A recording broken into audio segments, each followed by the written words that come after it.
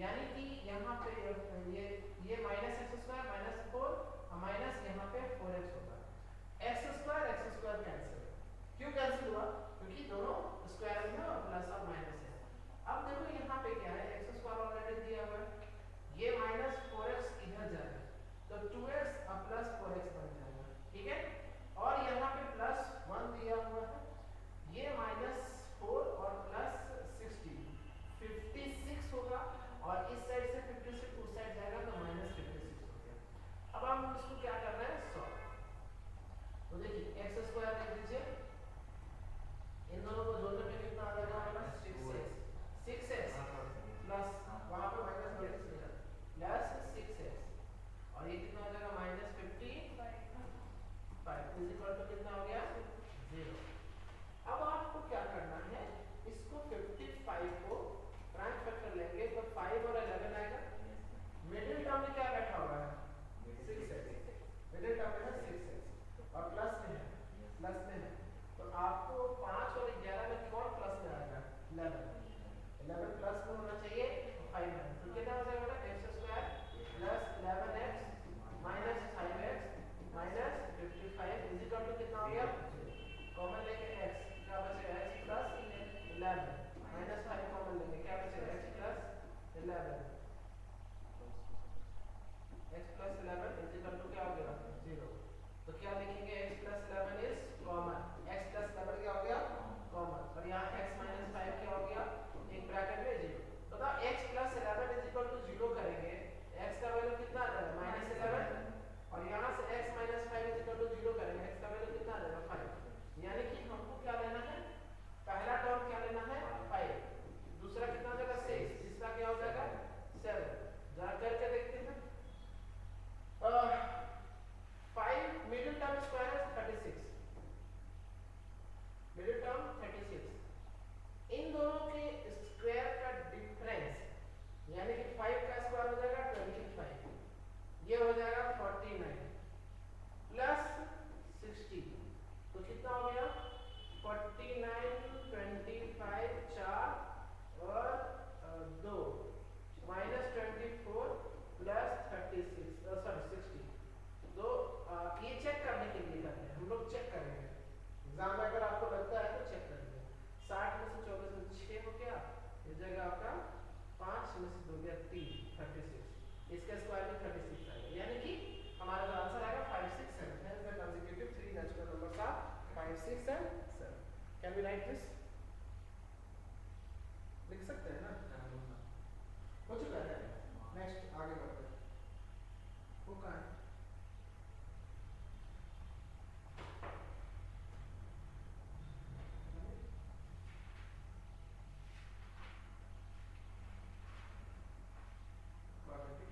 पीछे होगा।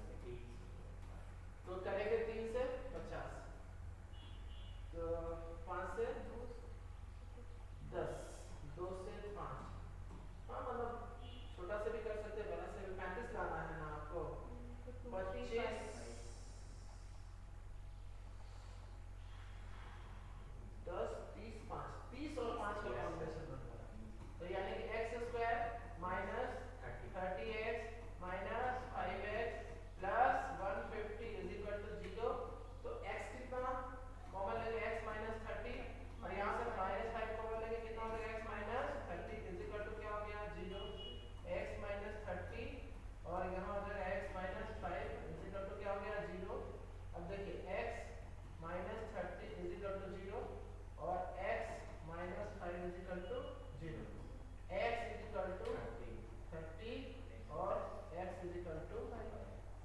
ये हो गया हमारा वैल्यू। अब बताओ मुझे इसमें से कौन सा लेंगे। फादर का एज कौन होना चाहिए? ये होना चाहिए, क्योंकि x का वैल्यू हमारा 2 आ रहा है, तो हम लोग फादर 5 साल का, बेटा 30 साल का तो हो नहीं सकता है। तो फादर्स एज, अच्छा सन्स एज पहले कर लीजिए।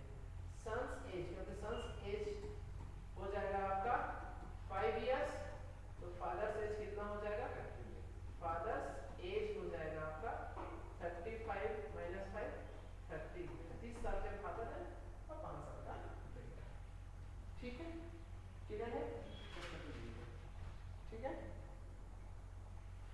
आगे बढ़ते हैं। नेक्स्ट देखो क्वेश्चन क्या है। 1/4 of a hertz of a camel, मतलब एक झुंड है भेड़ों का, सॉरी कैमल, ऊंट का झुंड है, वो सीन इन द फॉरेस्ट, जो कि फॉरेस्ट में देखा गया। तो बहुत सारे ऊंट है जो कि क्या है, फॉरेस्ट में देखा गया, लेकिन वो कितना है? 1/4। कितना है? 1/4। मतलब अगर टोटल, अगर हर्ड ऑफ कैमल, पूरे कैमल के झुंड को अगर हम x माने, कितना माने? x, तो उसका 1/4 कहाँ है? 1/4 ऑफ x कहाँ है?